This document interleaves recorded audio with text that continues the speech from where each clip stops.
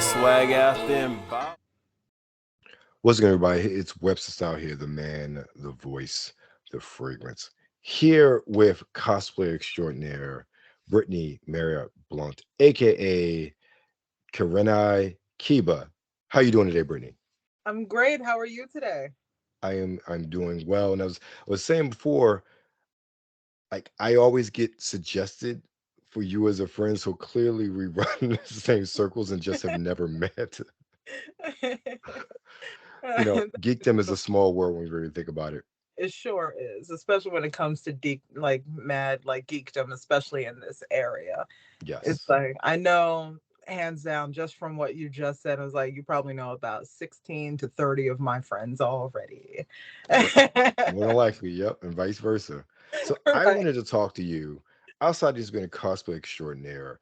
Uh, there are, I would say, geeks are eating really good nowadays, and just with the sheer amount of content, but also the convention circuit is just exploded. And I just think, Awesome Con in the DC area it's this is the 10th anniversary of Awesome Con. I went to the first couple, and I remember with just in that little room in the convention center. Now it's literally the whole convention center.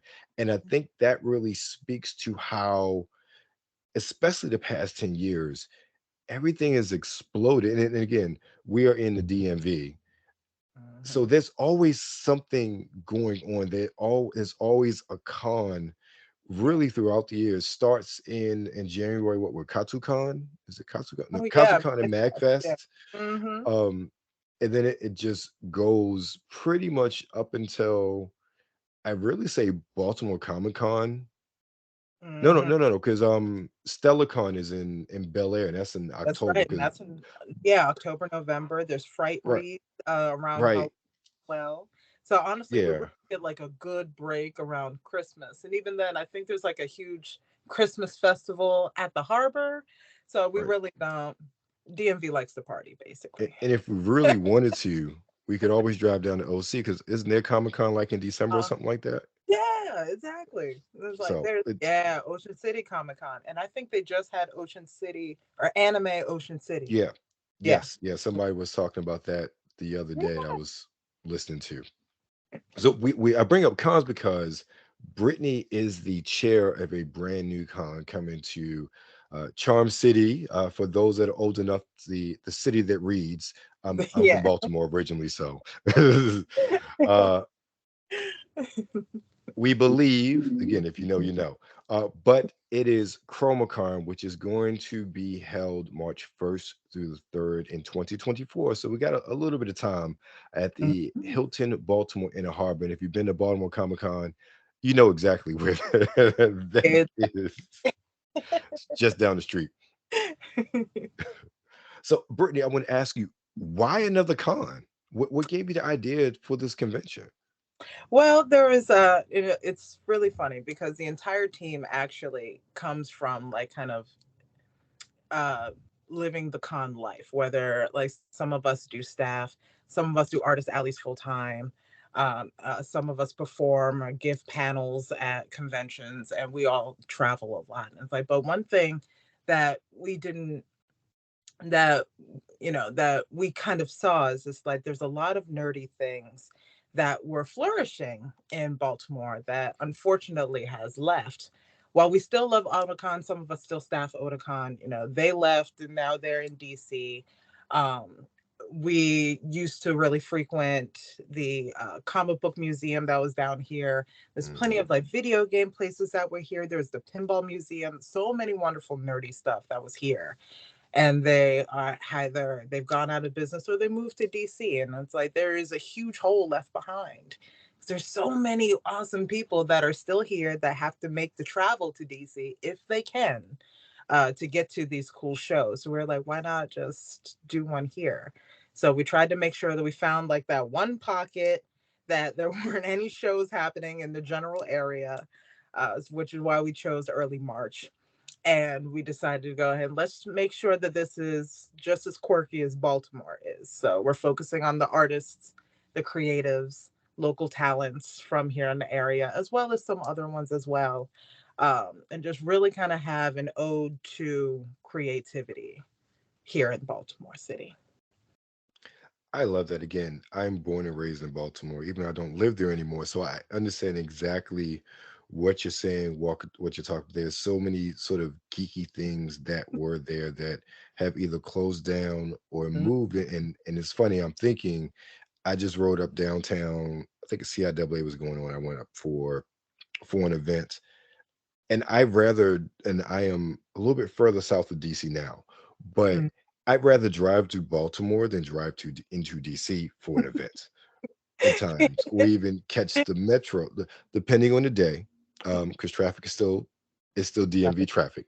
That's fair. However, downtown Baltimore is so easy to get in and get out of, and I will say this: even on game days, they don't try to gouge you in parking. Right. I Right. went to, and just for an example, I went to the O's Nats game a couple weeks ago. Took the train in, took like an hour to get there. So I was like, I refuse to park. My man who met me there, he's like, yeah, I walked by. They charging $50 for parking. I was like, they doing what? $50. $50 for parking? What? Wow. Right, exactly. That would never happen in the O's game. They would never charge you $50 for parking in Mm, an O's game. definitely. Ever in the O's game. Look, one thing about Baltimore, we love our Orioles, we love our Ravens. Even if they suck, we are there. Yeah. Right. Like we still got that pride. It does not die. Exactly. Right.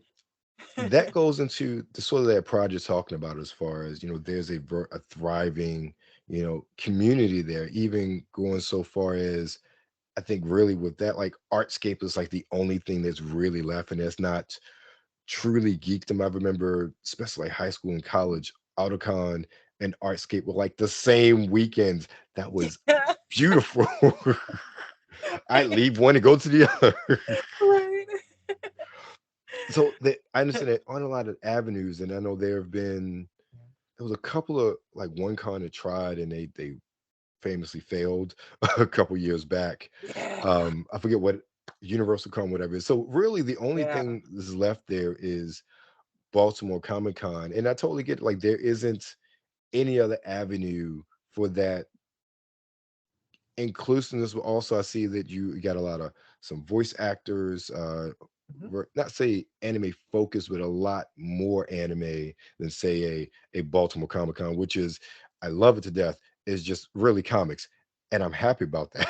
Me too. Specifically, Right. Exactly. Like, hey, I I'm get glad it's that's the demographic. I get right, right, it. exactly. So you talked about that weekend. So who who are you targeting? Like, what sort of guests? I see you have some voice actors there. Like, Mhm. what kind of guests are you looking to bring in for this?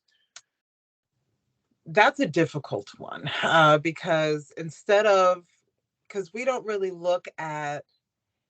don't look too much at engagement, or follower counts. Well, we look more at Mhm. engagement than we do when it comes to follower counts, when it comes to like researching and like seeing these certain folks that we would like to invite. But the main focus is just to make sure it's like, okay, we want to make sure we hit as many different things as possible. So there's something and someone for everyone. So we have Yes, some that voice for our video games. We have some that voice for anime. There's some that's a little older, some that's a little younger. Um, as well as some other guests that I can't really talk about yet. And of understood. course, but we also want to go and focus on, that's why we also have, Jessica Cage is a novelist. So if you're more of an avid reader than anything like that.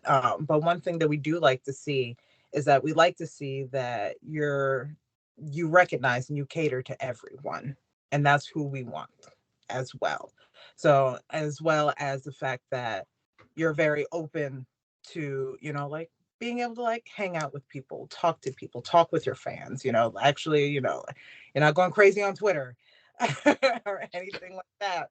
But it's still like one of those where you're active in the community as well. And it will be a benefit to have you right there, in front of your fans actively like interacting with them and just enhancing the experience, because we want to create a nice unique experience to be like, oh cool, I got to sit and talk with Jessica Cage for 20 minutes about having POC characters take the lead in all of her novels, things like that that we want. And it's like we're trying to make sure that we curate really cool moments, and that's our main focus whenever it comes to us like trying to see who we can have at our show. Right. I like that. I like the moments part of it because I personally, I have kind of steered away from the humongous cons, and really started traveling more so to the smaller ones simply because of that interaction, of those moments, of the up close and personal, not just with the guests, but Mm, also with the attendees, with the cosplayers, and also right. we know about the ick. You go- the more people there are, what is somebody a friend of mine called the con crud? Right. Yeah, Like that, like that's a real thing. But I like that idea, and I think for me, that's why I enjoy going to BlurCon so much, even though it's we pack like sardines in there. It's still a small con. yeah, right. And you can still just talk to people. And I loved, like, I remember last year, Ola General Jones was just talking to people there. And again, Yeah. we're not here to talk about BlurCon, but I use it as an example of, in my head, what I think ChromaKon is going to be like. You know, it's that small, sort of intimate con. It's very much focused on not just the guests, but also the experience. I see that you also have a cafe and a bunch of other events that are going on as well. So I guess let me ask you this question: what is sort of, you know, you're planning out the first one? It's going to be a success. I'm speaking into existence now. What, where do you see this kind of transitioning to in the next, say, 3 years, 5 years, maybe a bit too long? Oh. My goal is for downtown Baltimore dominance. That's my main goal. So we can go ahead, we can interact with as many like local restaurants, local places, because I would like, don't get me wrong, I love Dragon Con. It will probably never be that big in 3 years. And I was like, but I love the way that, and especially before Otakon left, I loved how downtown also got involved with convention. And I would like, Yes. it's like, so it's one of those where there were points where like I was on the light rail in full costume, like snapping photos with people and hanging out with them before I head to the con. But then also, that whole experience wasn't just the convention center, it was all through that Pratt Street strip. And I just thought that was so cool. And I would like to recreate that. Yeah, I understand it, and I do. It had been a long time since I've been to Otakon before they moved, but just even when I used to frequent a lot, Yeah. it was a different atmosphere. Otakon is just because it was so big and it drew so many people. It just, yeah, it downtown came alive with it. And I think that's a very doable, but I just such an aspirational goal that sort of, let me put it this way, and you'll understand what I'm about to say. Listen, ladies and gentlemen, watching this, I understand that for most of you, probably 95% of you watching this, your only experience with Baltimore or of Baltimore is either watching The Wire or hearing about The Wire. Yeah. And whatever you see on certain news channels about some of the bad things that go on there. It's not all like that. And I will say the Wire, there's factuality in that about how some things operated. And I saw firsthand growing up.